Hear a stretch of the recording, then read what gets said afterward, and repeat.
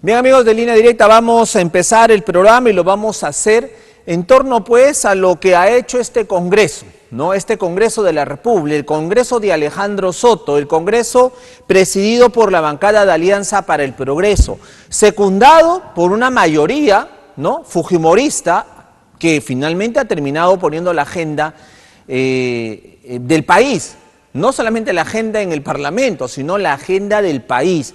Para muchos, incluso para muchos, es el Congreso, con este grupo de bancadas, quien gobierna. Y Dina Boluarte resulta siendo muchas veces un títere, o se ha visto presionada, ¿no?, para aceptar todo lo que haga este Congreso. Raúl Molina nos acompaña, él ha sido jefe del gabinete técnico de la presidencia y con él vamos a conversar en torno pues a hacer este balance, que sinceramente tenemos que hacerlo para abrir los ojos. Señor Molina, muy buenas noches, bienvenido. ¿Cómo te va, Carlos? Buenas noches, saludos a todos tus televidentes. Muchísimas gracias por estar esta noche con nosotros. Lo hemos convocado porque finalmente pues usted tiene todo el expertise y sobre todo, como siempre intentamos hacerlo en el programa, intentamos ponerle siempre el tema técnico, no político, no, sino el tema técnico, es decir, convocar a gente técnica, especialista, académica, que nos dé el punto de vista más centrado y más certero en torno a la coyuntura política del país. Y justamente... Perdóname que discrepe un poquito, pero o tecnopolítico, ¿no? O sea, combinando claro, técnica con visión política, ¿no? Obviamente, porque finalmente la política no está al margen de todo lo que hacemos es política, ¿no? Lo que pasa es que se ha devaluado mucho la política, ¿no? Exactamente. Pero vamos a empezar finalmente, vamos a empezar conversando en torno pues a lo que ha hecho este Congreso. Ya cerró su legislatura, ya todos han ido de vacaciones, con bonos incluidos y todo lo demás, pero ¿qué le ha dejado al país? Y justamente usted tiene una opinión en torno a ello. Cuéntenos, señor Molina.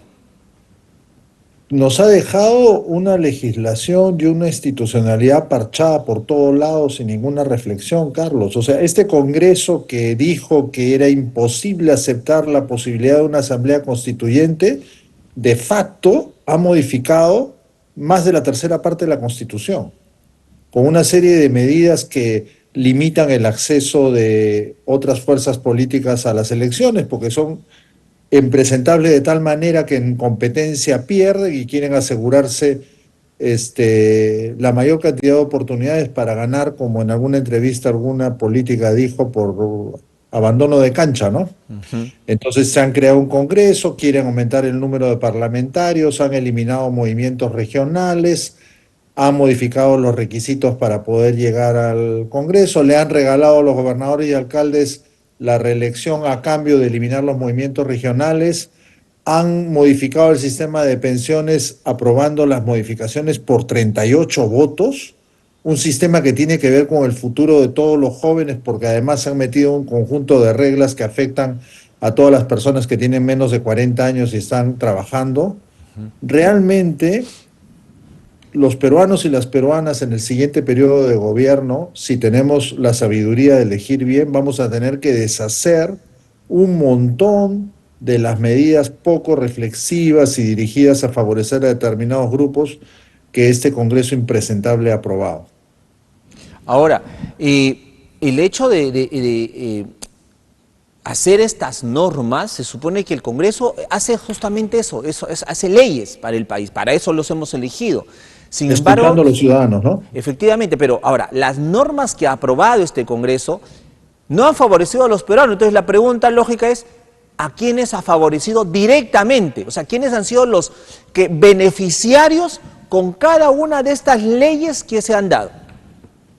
A ellos mismos, a los intereses de los 130 personas que están ahí, de las cuales son rescatables un número que no llega ni a los dedos de dos manos, a los grupos de poder que muchos de ellos representan, como minería ilegal informal, tala ilegal, taxistas y colectiveros, y a grupos como las AFPs, porque la reforma de las AFPs que han aprobado con esta contribución a partir de lo que pagamos por IGB es directamente para salvarles el negocio a las AFPs, ¿no? Que es un sistema de pensiones absolutamente discriminatorio, donde la gran mayoría de los aportantes tienen fondos ridículos que le van a dar pensiones casi inexistentes, y ahora con esa participación del IGB, las AFPs han logrado obtener 1.800 millones de soles anuales en el arranque Ujú. para compensar los retiros que este Congreso demagógico también aprobó, ¿no? Para resolverle el problema de corto plazo a la gente. Entonces, realmente el perjuicio de mediano y largo plazo que le están haciendo al país estos 130 impresentables es inaceptable, inaceptable. Ahora, yo agregaría ahí, señor Molindi, tal vez usted corríjame si me equivoco, obviamente usted dijo a los partidos representados en este Congreso, a los grupos de poder, ¿no? En cada una de las escalas, pero yo agregaría allí a las organizaciones criminales. ¿Me estoy excediendo tal vez? Obviamente, obviamente, una de las normas que han aprobado reduce las posibilidades del sistema de justicia de pelear contra el crimen organizado, o esa barbaridad que han aprobado de que para hacer un allanamiento Ujú. hay que a avisarle al abogado defensor del allanado. Entonces, realmente, Fuerza Popular está resultando ser la organización política más perniciosa que ha podido aparecer en la historia contemporánea del Perú, ¿no? O sea, el señor Fujimori gobernó entre 90 y 2001, y después su hija, que no logra obtener por las buenas el gobierno desde el Congreso, ya es como el tercer periodo que condiciona toda la agenda pública del país Ujú. a sus intereses de llegar a ser presidenta como sea. Y Fuerza Popular, con 22 congresistas, maneja el Congreso con la complicidad de Alianza para el Progreso y de los remanentes de Perú Libre, ¿no? Que son los tres grandes soportes de la alianza, porque Avanza País y Renovación Popular son las colitas, ¿no? Podemos es otra colita, Somos Perú, pero las tres fuerzas que constituyen la Alianza Central, Fuerza Popular, Alianza por el Progreso, y el señor Acuña debería pensar realmente al repensar el carro al que se ha subido a su partido, y los remanentes de Perú Libre, que se dicen de izquierda cuando gritan en el Congreso, pero en la práctica están aliados con el fujimorismo, ¿no? Sí, ahora, bueno, acá hay una justificación en el sentido de que Fuerza Popular con Keiko están, como bien lo ha dicho usted, queriendo pues que Keiko sea presidenta. Los remanentes de Perú Libre sacan provecho, como siempre, este tipo de izquierda sacará provecho con lo que puedan, ¿no? Con la justificación del pueblo, pero bien que se levantan en peso todo lo que pueden. Porque Pero saben perfectamente que es la única vez que van a estar cerca del poder y van a poder aprovechar de sus prebendas, ¿no? clarísimo, clarísimo. Sin embargo, Alianza para el Progreso, ¿a qué juega? ¿A qué juego? O sea, está allí cogobernando con Dina Boluarte, apañándola, blindándola. ¿A qué juega? ¿Qué busca César Acuña? César Acuña es un personaje que también hace varios periodos persigue la presidencia y no llega a ella, ¿no? Y Alianza para el Progreso es un partido que inventó, pareciera casi el concepto de vientre por alquiler. O sea, ellos ya se están moviendo en todo el país reclutando candidatos. Como Y la siempre. lógica de ellos siempre es, ofrecen el vientre de Alianza para el Progreso, con un supuesto arrastre nacional a personajes locales o regionales. Entonces, el señor Acuña siempre ha tenido intereses más o menos ligados a su propio partido y a sus intereses económicos, pero también tiene ambición política y nunca ha podido llegar, ¿no? Entonces, las armas que usa tal vez son menos sofisticadas que las del Fujimorismo, sin poder ocupar la Comisión de Constitución que el Fujimorismo manipula, pero Alianza por el Progreso siempre ha jugado a los intereses más particulares, ¿no? Y un buen ejemplo de ese tipo de concurrencias que se cobijan bajo el logotipo de Alianza para el Progreso es la alianza con el señor, con el congresista por Madre de Dios, que en cierto modo Salguana, que protege o promueve intereses de la Ujú. minería, y Alianza para el Progreso termina con su logo cubriendo con esos intereses particulares como partido, ¿no? Ese es el problema de tener partidos tan débiles como los que tenemos en el Perú, no rinden, no tienen ninguna reputación que proteger. Entonces pueden apadrinar cualquier barbaridad porque no hay una masa de militantes representada por el partido que le va a reclamar al partido que no ponga en juego su reputación aprobando barbaridades como las que están aprobando en el Congreso. No tenemos una democracia que casi se está convirtiendo en una democracia teatral, ¿no? Que mantiene las formas de la democracia, pero hace rato que no piensa en el bienestar general de los ciudadanos que votaron por los que están representados, ¿no? Qué terrible escuchar, ¿no? Y verlo en nuestra realidad, manifestar que estos partidos políticos que tenemos no tienen una reputación que cuidar. Pero Que la sus pregunta líderes, sí, principal, Carlos, sí, es cómo cambiamos eso. Y lo primero que tenemos que hacer es pensar en reemplazar a esos impresentables que están en el Congreso con gente sensata y honesta. ¿Y qué vemos afuera? Hoy día estaba viendo el último reporte, 28 partidos inscritos y 19 en proceso de inscribirse. Y en todos ellos hay desperdigada gente sensata y honesta, o en muchos de ellos, ¿no? Porque hay que descontar los que están en el Congreso.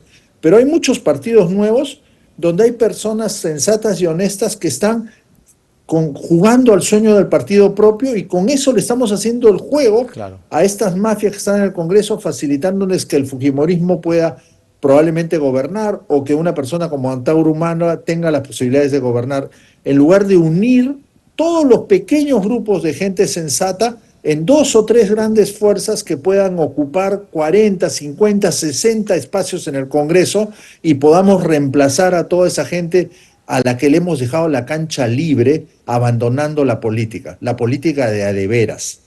Entonces yo apelo a la sensatez de muchas personas valiosas que están en esas 19 agrupaciones que todavía insisten en inscribirse. A mediados de julio se acaba el plazo para poder inscribirse y poder ser candidato en la próxima elección. En lugar de tratar de crear partidos nuevos, ¿por qué no se inscriben en partidos que ya tienen inscripción y reforzamos unas cuantas opciones alternativas a Alianza para el Progreso, alternativas al fujimorismo, alternativas a Perú Libre, y por fin ocupamos con otro tipo de gente ese Parlamento? Exacto. Porque lo que está demostrando ese Parlamento es que ya no hace falta conquistar el Ejecutivo. Desde el Parlamento se puede gobernar, y desde el Parlamento se le puede hacer mucho daño al Perú. Ahora, pero también hay que ver esto. La semana pasada justamente conversaba acá en los estudios en Trujillo con el doctor Willy Ramírez, que es miembro del Jurado Nacional de Elecciones, y él nos ponía un panorama sinceramente catastrófico para las elecciones 2026. Llegaremos, dice él, a 35, perdón, a más de 40 partidos. Sí, probablemente. Y va a haber elecciones para los senados, para los diputados, presidencias, o sea, vamos a tener un planillón inmenso para elegir de entre toda esta diversidad de partidos políticos, de organizaciones. Sin embargo, él también manifestaba, todo eso, dijo él, todo este panorama ha sido creado por este Congreso. Sin ninguna duda, sin ninguna duda, pero yo te digo... Con la finalidad de dispersar el voto, o sea, si tú dispersas el voto, son los partidos que están aquí ahorita en el Congreso los que van a tener siempre esta prevalencia, ¿no?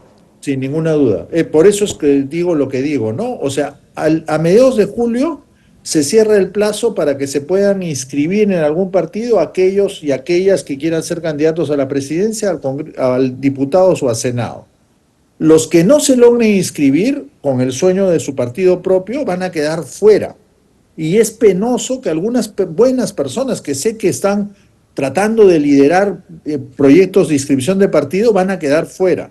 Yo los insto a esas personas, a esos políticos que quieren renovar la política, que lo muestren matriculándose en algún partido que ya tenga inscripción, porque el siguiente desafío va a ser reducir esas más o menos 40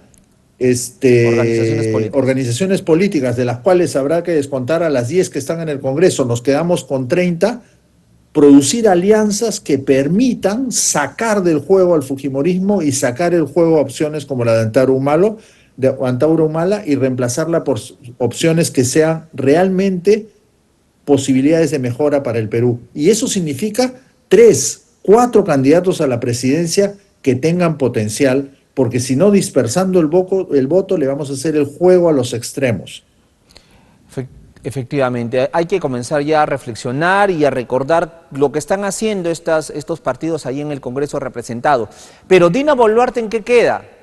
Señor Molina, Dina Boluarte la tenemos como una figura decorativa que simplemente... O sea, yo espero que la señora Boluarte no llegue a julio del 2026, creo que el Perú va a perder mucho tiempo aguantándola, pero el problema es que si ella sale adelantada, nos ponemos en manos del Congreso. Esperar a julio del 26, el Perú va a seguir estancándose y estancándose y el proceso de recuperarnos va a ser peor. Eso tú mencionaste justo antes de que entre la entrevista, esa aparente reactivación económica que el presidente del Consejo de Ministros celebra Sí. del 5,28 de crecimiento de abril. Eso es puro cuento, ¿no? O sea, todos sabemos que la economía peruana está con la inversión privada muy disminuida y casi detenida. El empleo es principalmente informal y eso lo saben todos los peruanos y las peruanas que tienen que cacholearse 12, 14, 16 horas diarias para llevar una comida muy escasa a sus casas. Entonces, que no me vengan a decir que la economía se está recuperando. Si ha habido algún rebote porque la pesca tuvo un crecimiento inusual durante el mes de abril, no nos vengan a tratar de engañar, que tontos no somos. El señor primer ministro mejor que se mire al espejo a ver si él mismo se cree, ¿no? Bueno, pues Entonces, sí. yo creo que vamos a seguir perdiendo el tiempo. La señora Boluarte no está gobernando, hace rato que no gobierna, está callada frente a la prensa porque no tiene nada que decirle a la prensa y ojalá que pague sus omisiones cuando deje el poder por los 49 peruanos y peruanas muertos por violencia de las fuerzas del orden entre diciembre y enero del 2023 que no se han aclarado. Hoy día estaba leyendo unos reportajes Ujú. que ya el Ministerio Público ya identificó la cadena de mando en las Fuerzas Armadas responsable de las matanzas en Huamanga el 15 de diciembre del año Ujú. 22, pero los responsables políticos son sin ninguna duda el señor Otárola y la señora Boluarte. Y en algún Efectivamente. momento, cuando dejen el poder, tendrán que dar cuenta por esos excesos que se cometieron en esa situación. Pero mientras nos está haciendo perder el tiempo porque su gobierno está lejos de ser un gobierno.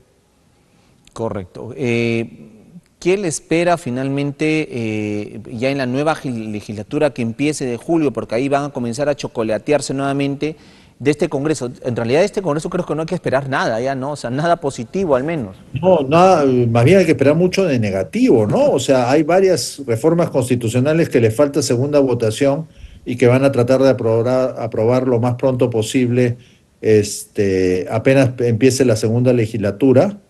Y yo creo que el Congreso también está midiendo cuánto es el costo político que le puede representar seguir sosteniendo a Boluarte, ¿no?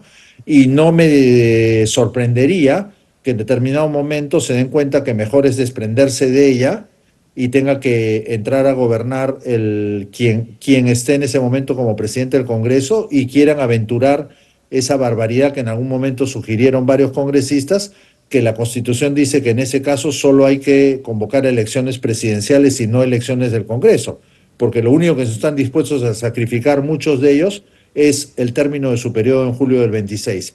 Si sucediera eso, si sucediera que retiran a la señora Boluarte de la presidencia y la ocupa quien esté en la presidencia del Congreso y se atreven a no convocar elecciones generales inmediatamente, espero que los peruanos y las peruanas se reaccionemos y lo saquemos así como sacamos a Merino en una sola semana.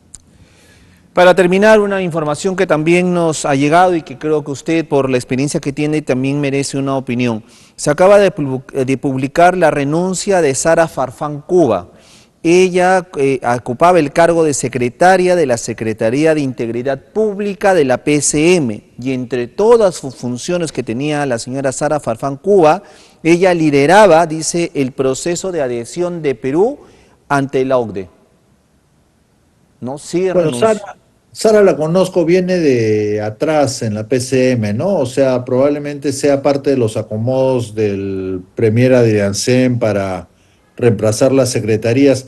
Pero más allá de que esté Sara o no en la Secretaría de Integridad, Carlos, el proceso de adhesión del Estado peruano a la OCDE es un chiste, ¿no? O sea, todavía estamos muy lejos de ser un Estado que cumpla realmente los estándares de la OECD, ¿no? Ujú. Los estados que están ahí son estados que rinden cuentas a sus ciudadanos, que las políticas públicas se diseñan basadas en evidencia para producir resultados, que los procesos son más o menos predecibles, que las obras públicas se empiezan y se terminan, y este Estado está muy lejos a pesar de que la Secretaría de Integridad y la Secretaría de Gestión Pública de PCM está muy lejos de ser un Estado así, ¿no? O sea, dejemos de engañarnos.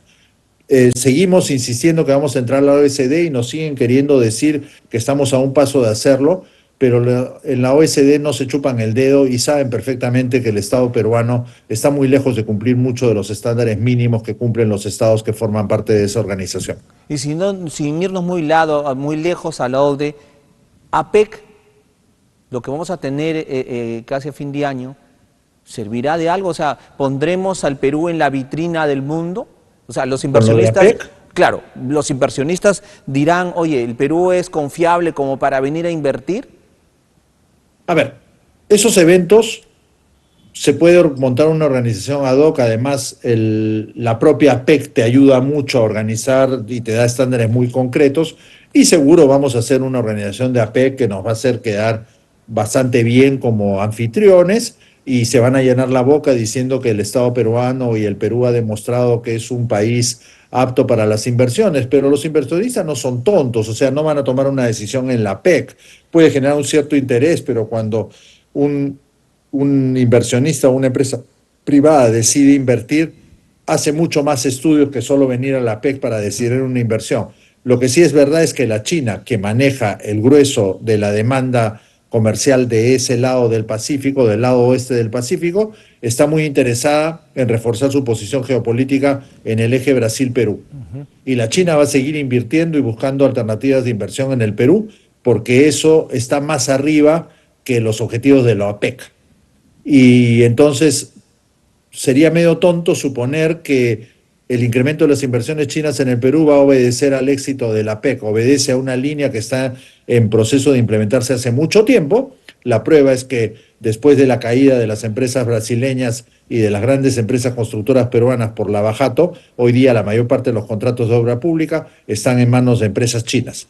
Y las empresas chinas tienen ahora prácticamente el monopolio de la distribución de energía eléctrica en Lima y están entrando en un montón de sectores sin contar el puerto de Chancay. Entonces, la expansión de China en Brasil y Perú va a continuar con APEC o sin APEC y aunque tengamos o no tengamos éxito en ese evento. Y aunque Estados Unidos se enoje, porque el ministro acaba de decir que no creen que Estados Unidos se moleste.